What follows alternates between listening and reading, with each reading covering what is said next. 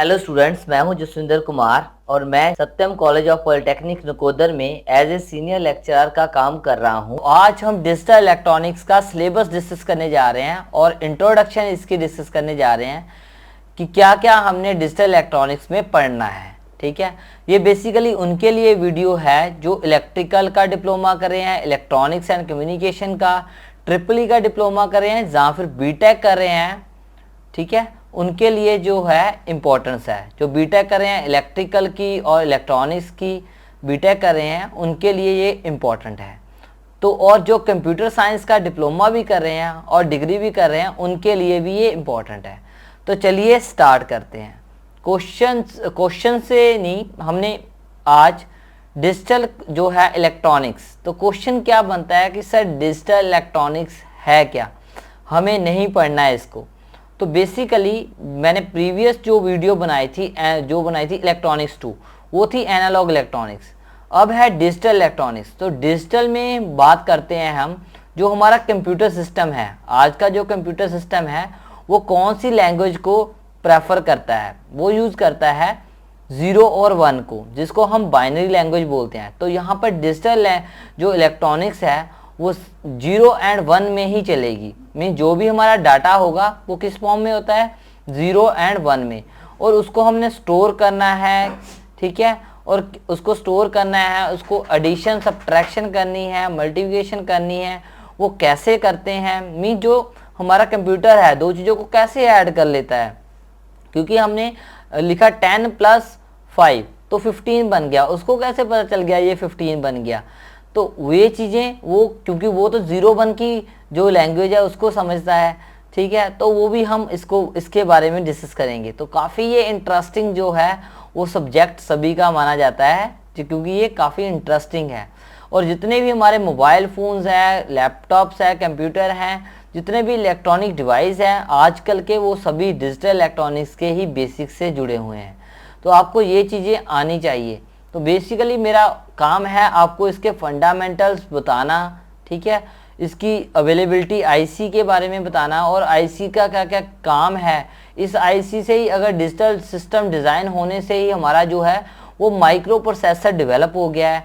ऐसे micro processor develop होने से हमारा कंप्यूटर सिस्टम बन गया है। माइक्रो प्रोसेसर डेवलप होने से हमारे मोबाइल फ़ोन्स हैं, आपको देख रहे हो, ये बन गए हैं। ठीक है, तो ये चीज़ें किस पे के आधारित है, डिजिटल इलेक्ट्रॉनिक्स के ही काम पे आती है।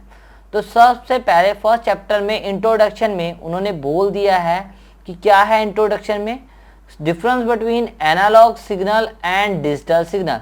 तो एनालॉग सिग्नल क्या होता है, डिजिटल सिग्नल क्या होता है, जो मैं बोल रहा हूँ ये बेसिकली क्या है, एनालॉग सिग्नल।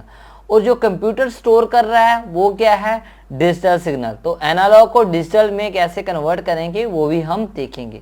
तो इन दोनों में क्या डिफरेंस है, किसको हम इजीली स्टोर कर सकते हैं, कैसे नॉइस आती है, कैसा ये सिग्नल दिखता है, ये हम सभी डिफरेंस में मैं आपको वीडियो में बता दूंगा। तो ये हमारी फर्स्ट वीडियो, सेकेंड वीडियो इसकी होगी। सेकेंड हमारा आएगा एप्लीकेशन और एडवांटेजेस ऑफ डिजिटल सिग्नल और डिजिटल सिस्टम। हम डिजिटल सिस्टम क्यों बनाते हैं, उसकी क्या एडवांटेजेस हैं, क्या बेनिफिट्स हैं, ये भी हम डिस्कस करेंगे। और उसकी क्या एप्लीकेशन है, कहाँ कहाँ यूज़ होता है, ये हम डिस्कस करेंगे। सेकंड चैप्टर आता है नंबर सिस्टम। अभी मैंने बोला कि जो कंप्यूटर सिस्टम है वो कैसे प्रेफर करता है, क्या क्या चीज़ों कैसे ऐड करता है, कैसे सब्ट्रैक्ट करता है, कैसे मल्टीप्लाई करता है, वो चीज़ें हमने अपने मैनुअली करके देखना है। तभी हमें पता चल जाएगा कि जिसने जो डिजिटल कंप्यूटर बनाया उसने क्या सोच के कैसे कैसे बनाया, और कैसे कैसे इसमें आईसी आए, और कैसे कैसे ये बनता गया। मीन्स आपको बेसिक से मैं आपको नॉलेज बताऊँगा। और कौन कौन से सिस्टम होते हैं, बेसिकली 4 टाइप्स के जो सिस्टम है वो एग्जिस्ट करते हैं। बाइनरी, जो मैंने बोली थी आपको, 0 और 1 की फॉर्म में होता है। एक ऑक्टल होता है, 0 से 8 तक होता है। हेक्साडेसिमल होता है, 0 से F तक होता है। ठीक है, डेसिमल सिस्टम होता है, 0 से 10 तक होता है, 9 तक होता है। तो ये सभी हम पढ़ेंगे। उसमें कैसे बाइनरी की एडिशन करते हैं, सब्ट्रैक्शन मल्टीप्लिकेशन करते हैं, डिवीज़न कैसे करते हैं, ये चीज़ें हम पढ़ेंगे। 1's कॉम्प्लीमेंट, 2's कॉम्प्लीमेंट क्या होता है, ये भी चीज़ें मैं आपको बता दूंगा। ठीक है, ये हम नंबर सिस्टम में नंबरिंग के बारे में पढ़ेंगे। फिर आ जाता है हमारा थर्ड चैप्टर, आ जाता है कोड एंड पैरिटी। तो जब हमारा नंबर सिस्टम बन जाता है उसमें हम कोड कैसे बनाते हैं, जो सिग्नल है उसको भेजते कैसे हैं, ठीक है, कैसे कैसे हम, जैसे मैंने बोल रहा हूँ उसकी एक सिग्नल बन गया डिजिटल में। अब कोई भी उसको जो है वो देख सकता है कि क्या इन्फॉर्मेशन भेजी है मैंने। तो उसके लिए हम सिक्योर करने के लिए हम कोडिंग को यूज़ करते हैं।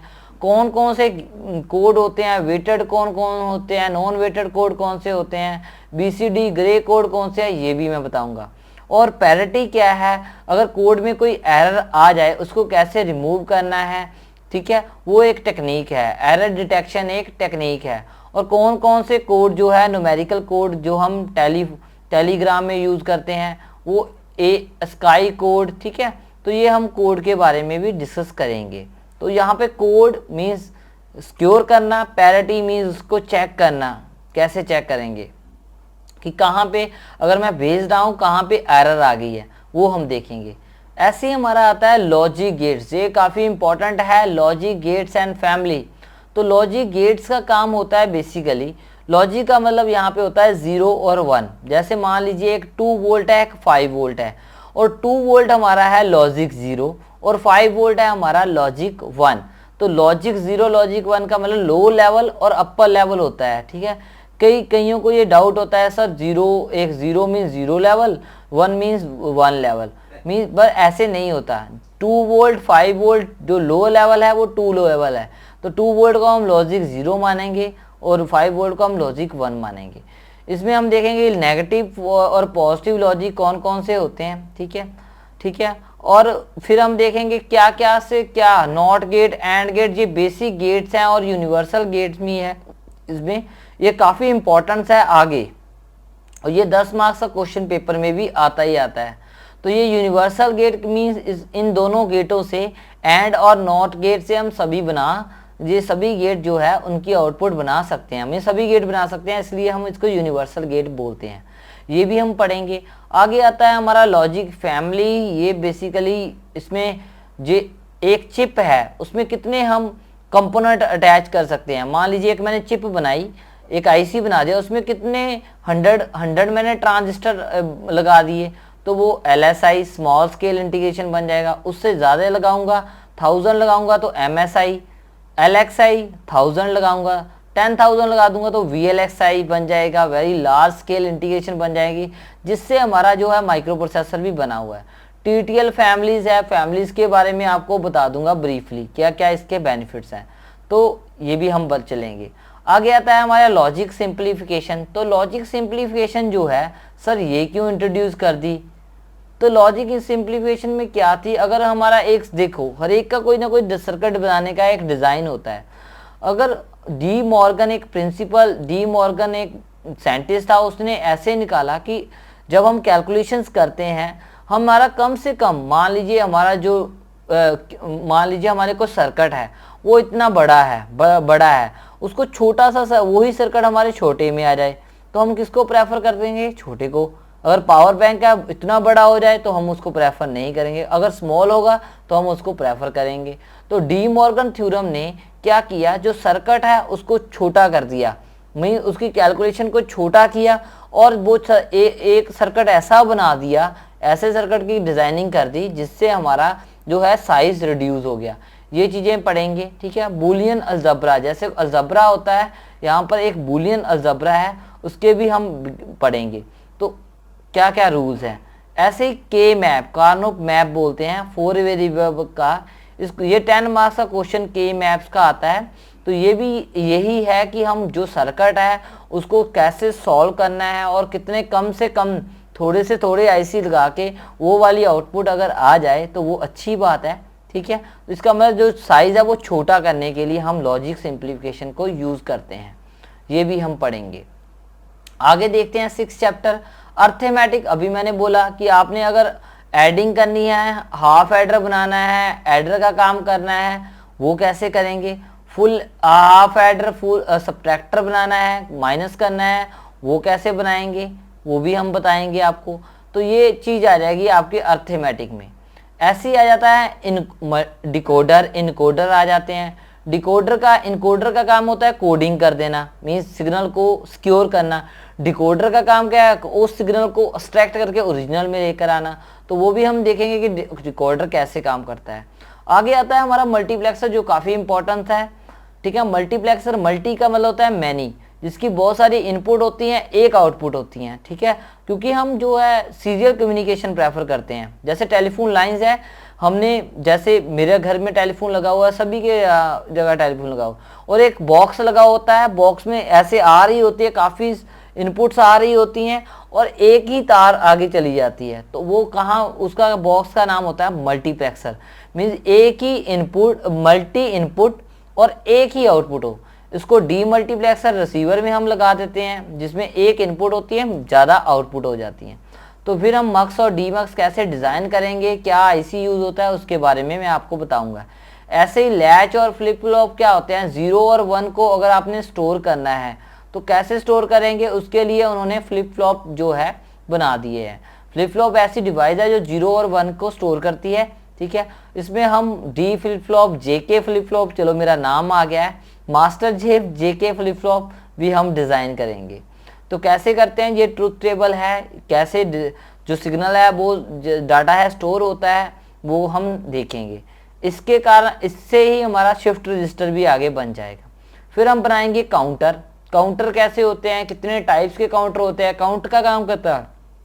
काउंटर का काम होता है काउंट करना, 0 1 2 नंबरिंग को काउंट करना।